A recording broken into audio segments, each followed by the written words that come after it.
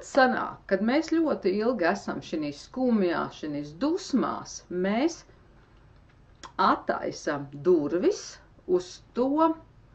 tā kā pasauli, kur ir līdz tāda pati enerģija kā mums uz šo mirkli. Tas ir tā, kad šeit es uzīmēju, jā, tā tad ir cilvēks, un, piemēram, šeit ir kaut kāda, nu, tā kā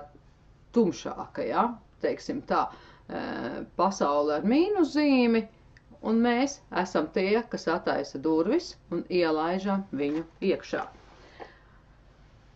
Un tad šeit ir, mums ir visādi, tur tā kā citi saka, varbūt kāds mūs ir noskaudis, vai tur nolādējis, vai mēs esam kādu būtni sev piesaistījuši, bet mēs viņu piesaistām paši ar tām enerģijām, kādās mēs atrodamies.